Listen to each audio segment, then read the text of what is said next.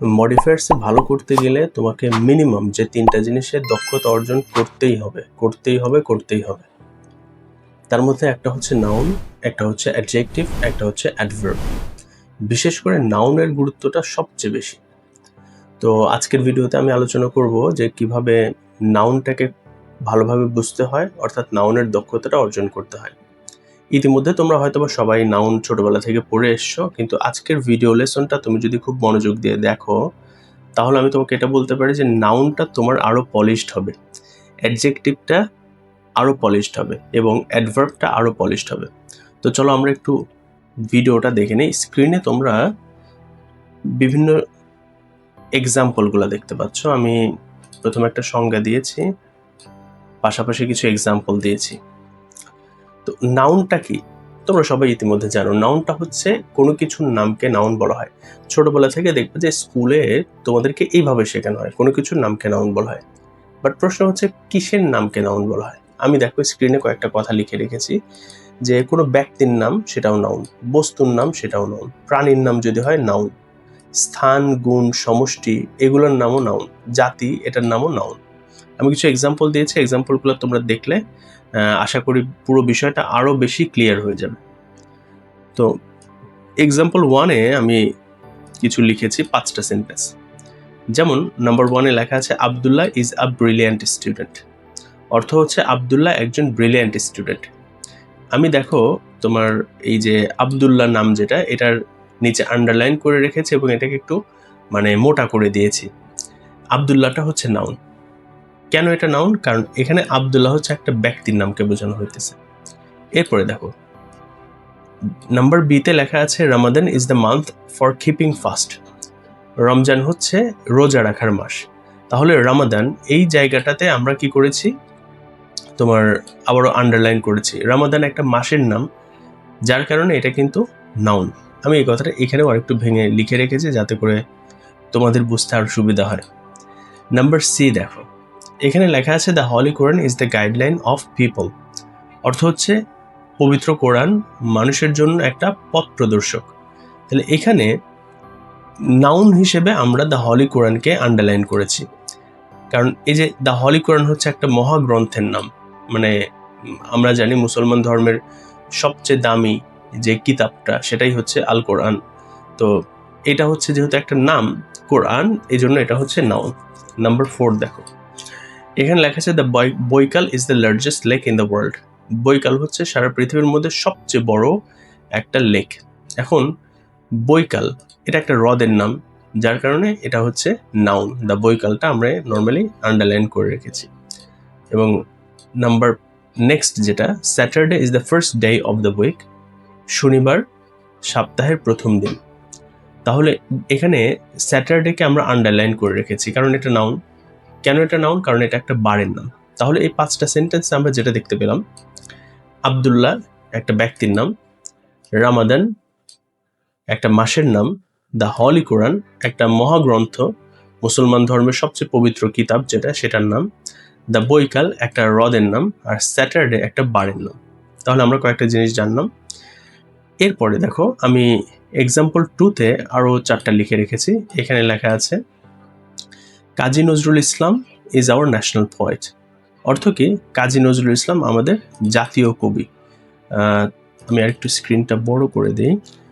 তো Kazi Nazrul Islam is our national poet, Kazi Nazrul Islam আমাদের জাতীয় কবি। এখানে পয়েটের নিচে আন্ডারলাইন করা আছে। কাজী নজরুল ইসলাম এটাও কিন্তু নাউন, এটাও ব্যক্তির নাম, কিন্তু পয়েটের নিচে আন্ডারলাইন করেছি আমি আরো কিছু নাউন ভিন্নভাবে তোমাকে বোঝানোর জন্য। পয়েটটা কিন্তু কোনো ব্যক্তির নির্দিষ্ট নাম না, এটা হচ্ছে তোমার কবিকে বোঝানো হচ্ছে, অর্থাৎ কোনো জাতি, কবি জাতি, পুরো সব কবিকেই কিন্তু এক কথায় পয়েট বলা হয়, কিন্তু তাদের ভিন্ন ভিন্ন নাম থাকে। যেমন কাজী নজরুল ইসলাম, তারপর হচ্ছে রবীন্দ্রনাথ ঠাকুর, তারপর হচ্ছে জসিমউদ্দিন। তো এদের নির্দিষ্ট নাম এগুলা। তাহলে কাজী নজরুল ইসলাম নির্দিষ্ট নাম, রবীন্দ্রনাথ ঠাকুর নির্দিষ্ট নাম, জসিমউদ্দিন নির্দিষ্ট নাম, কিন্তু পয়েট যেটা, এটা হচ্ছে তাদের একটা সাধারণ নাম, তো এই জন্য হচ্ছে এটা নাউন। এরপরে number B, Padma is a big river. Padma একটা বড় নদী। পদ্মা এটা একটা নদীর নাম, সেক্ষেত্রে নাউন। এবং রিভার এটা কিন্তু একটা সাধারণ নাম, পদ্মাকেও রিভার বলে, যমুনাকেও রিভার বলে, কর্ণফুলীকেও রিভার বলে। হ্যাঁ, তাহলে এটা যেহেতু সাধারণ নাম এই জন্য এটা নাউন। এরপরে দেখো, the cow is a domestic animal, গরু একটি গৃহপালিত প্রাণী। তাহলে কাউ, এটা কিন্তু কাউ মানে গরু, সাদা গরুকেও কাউ বলা হয়, কালো গরুকেও কাউ বলা হয়, আবার ওই যে বিভিন্ন রকম বাংলা লিঙ্ক ডিজাইনের গরু থাকে ওইগুলোকেও কাউ বলা হয়। হ্যাঁ, তো গরু একটা জাতির নাম, এই জন্য এটা হচ্ছে নাউন। নাম্বার ডি যেটা, আ teacher is the guideline for a student, একজন টিচার স্টুডেন্টদের জন্য গাইডলাইন। খুব খেয়াল করো, আমি একজন টিচার, আমার নাম হচ্ছে আল আমিন জুয়েল, তাহলে এটা আমার নির্দিষ্ট নাম। আর টিচার যেটা, এটা হচ্ছে আমার একটা সাধারণ নাম। তারপর তোমার স্কুলে বা তোমাদের কলেজে বা ইউনিভার্সিটিতে বিভিন্ন জায়গায় যেমন টিচারগুলো আছে, এক একজনের এক একটা নাম থাকে, কিন্তু তাদের প্রত্যেককেই সাধারণ একটা নামে রাখা হয়, সেটা হচ্ছে টিচার। স্টুডেন্ট, ধরো তোমরা 4-5 বোন আসো, তো 4-5 ভাই বোনের মধ্যে সবাই স্টুডেন্ট। তাহলে ধরো তোমার নাম মারিয়াম, তোমার বড় বোনের নাম ফাতেমা, আর একটা ভাইয়ের নাম আবদুল্লাহ, সো এরকম তোমাদের নাম। এগুলো হচ্ছে নির্দিষ্ট নাম, কিন্তু সবাই যেহেতু স্টুডেন্ট, এটা তোমাদের আরেকটা সাধারণ নাম। So student is also a noun. আমি কথাটাকে আরেকটু ভেঙে এখানে লিখে রেখেছি, তুমি চাইলে এটা দেখে নিতে পারো। নেক্সট, এখানে দেখো আমি লিখেছি আরো কিছু এক্সাম্পল, এটাকে আমি একটু এক্সাম্পল 3 দিয়ে দেই, কারণ এখানে আমি তোমাদেরকে আরো কিছু নাউনের সাথে পরিচয় করাবো, যার কারণে এটা একটু আলাদা করে রেখেছি। লেখা আছে, water is an important element for the environment, পানি পরিবেশের একটা গুরুত্বপূর্ণ উপাদান। তাহলে ওয়াটার এটা হচ্ছে নাউন, কারণ ওয়াটারটা কি কোনো পদার্থ বা কোনো ধাতু বা সামথিং, এগুলোর নাম, তরল পদার্থের নাম, এই জন্য হচ্ছে ওয়াটার নাউন।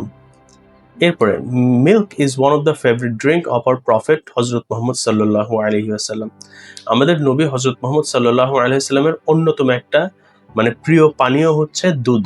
তাহলে মিল্ক এটাও কিন্তু একটা তরল পদার্থের নাম, যার কারণে এটাও নাউন। তাহলে ওয়াটার তরল পদার্থ, মিল্ক তরল পদার্থ, হ্যাঁ, এগুলো হচ্ছে নাউন। হানি টেস্টস সুইট, মধু মিষ্টি, আচ্ছা, মানে মধুর স্বাদ মিষ্টি। হানি এটাও কিন্তু একটা পদার্থের নাম, তো এই ক্ষেত্রে এটাও হচ্ছে noun. Number last, gold is a precious metal, স্বর্ণ একটা দামি ধাতু, তাহলে গোল্ড কিন্তু একটা ধাতুর নাম। রূপা আছে, গোল্ড আছে, তারপর আরো অন্যান্য ধাতুগুলো আছে, ডায়মন্ড আছে, সবগুলো ধাতু, এক একটাকে এক এক নাম বলা হয়, কোনটাকে গোল্ড, কোনটাকে সিলভার, কোনটাকে ডায়মন্ড, এগুলো বলা হয়। সো এগুলো হচ্ছে ধাতুর নাম। এরপরে আছে আরো কিছু এক্সাম্পল, আমি এটাকে এক্সাম্পল 4 দিয়ে দেই। তো এখানে দেখো লেখা আছে, police should be cooperative for the people, পুলিশদের জনগণের প্রতি কোঅপারেটিভ হওয়া উচিত, অর্থাৎ মানে সহযোগিতামূলক মনোভাব তাদের থাকা উচিত। তাহলে পুলিশ, একজনকে পুলিশ বলা হয় না, বা একজনকে বলা হয়, বাট একটা সমষ্টি, একটা দলকে কিন্তু পুলিশ বলা হয়, তো এটা সমষ্টিবাচক একটা নাম পুলিশ। তারপর হচ্ছে our family lives in Dhaka, আমাদের পরিবার ঢাকায় থাকে। তাহলে পরিবার তো তুমি একা নিয়ে হবে না, আমি একা নিয়ে পরিবার হবে না, তোমার মা বাবা ভাই বোন তুমি সবকিছু মিলে কিন্তু একটা ফ্যামিলি। তাহলে তোমার নাম ধরো আব্দুল্লাহ, তোমার বোনের নাম ফাতেমা, হ্যাঁ, তাহলে এখন তোমার বাবার নাম ধরো একরকম, তোমার মায়ের নাম একটা, কিন্তু এই 4জন বা 5জন মিলে কিন্তু পুরোটাকে একসাথে একটা নামে রাখা হয়, that's it, that's the family, ওটা হচ্ছে ফ্যামিলি। তাহলে ফ্যামিলি হচ্ছে একটা নাউন, এটা একটা সমষ্টির নাম। এরপরে দেখো নাম্বার সি, এখানে লিখছে, a football team consists of 11 member, একটা ফুটবল দল 11 সদস্যের হয়। তাহলে এখানেও কিন্তু মানে একজন মিলে কিন্তু দল হয় না, একটা সমষ্টি মিলে দল হয়, তো টিম এটাও হচ্ছে সেই ক্ষেত্রে নাউন। আমি এখানে আরেকটু ভেঙে বলেছি, উপরের সেন্টেন্সগুলোতে ব্যবহৃত পুলিশ, ফ্যামিলি, টিম, এই শব্দগুলো দ্বারা কতগুলো ব্যক্তির সমষ্টিকে বোঝায়, ওই সমষ্টির নাম যেহেতু এগুলা, এই জন্যই হচ্ছে এগুলা নাউন। এবং লাস্ট আমি যেটা দিয়েছি, এটা আমি এক্সাম্পল 5 হিসেবে দেই। তো এখানে লেখা হয়েছে, একটু নাম্বারিংগুলো ঠিক করে দেই।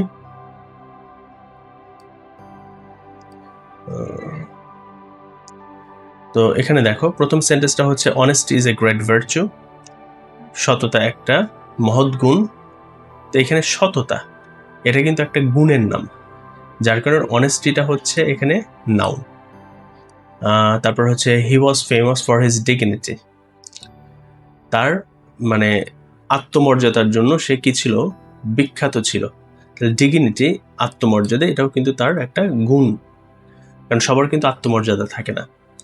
তো এই ডিগনিটিটা হচ্ছে এখানে সেই ক্ষেত্রে নাউন, কারণ এটা একটা গুণের নাম। নাম্বার সি দেখো, এখানে লেখা আছে a lot of people are living below the poverty line. অনেক মানুষ দারিদ্র্য সীমার নিচে বসবাস করে। তাহলে পভার্টি এটা হচ্ছে দারিদ্রতা, এটা একটা অবস্থার নাম। রিচ, হ্যাঁ, এটা কিন্তু একটা অবস্থা, কিন্তু যদি ওয়েলথি বলা হয় তো এটা একটা অবস্থার নাম, তাহলে ওইটাও হচ্ছে এক ধরনের noun. Number D, when we perform every sunnah of Prophet হযরত মুহাম্মদ সাল্লাল্লাহু আলাইহি ওয়াসাল্লাম, darkness disappears. যখন আমরা হযরত মুহাম্মদ সাল্লাল্লাহু আলাইহি ওয়াসাল্লামের সমস্ত সুন্নতগুলো মেনে চলি, অন্ধকার দূর হয়ে যায়। তাহলে অন্ধকার এটা কিন্তু একটা অবস্থা, মানুষের মনে অন্ধকার থাকে, কারণ দেখো আজকে মানুষ নানান পাপে পাপী। সো এই অন্ধকারগুলো দূর হবে তখনই যখন সুন্নাহ পালন করবে। সো এখানে ডার্কনেস এটা একটা অবস্থার নাম। লাস্ট সেন্টেন্স সেটা হচ্ছে নান ক্যান অ্যাভয়েড ডেথ, কেউ মৃত্যুকে এড়াতে পারে না। তো ডেথ এটাও কিন্তু একটা অবস্থার নাম। আমি যেমন কথা বলতেছি, আমি জীবিত, এটা আমার একটা অবস্থা। তুমি দেখতেছো, তুমি জীবিত, এটা তোমার একটা অবস্থা। কিন্তু দেখবা যে আমাদের আত্মীয় স্বজনের মধ্যে কত মানুষ মারা গেছে, দ্যাট ইজ দেয়ার অবস্থা, ওটা হচ্ছে তাদের অবস্থা। So death is a condition, death একটা কন্ডিশন, এটা হচ্ছে অবস্থার নাম। সো এই ছিল নাউনের মোটামুটি একটা আলোচনা। তো ভিডিওটা যদি তুমি চাও বারবার দেখতে পারো, তাহলে কি হবে যে তোমার কাছে এটা আরো ভালোভাবে বুঝে আসবে।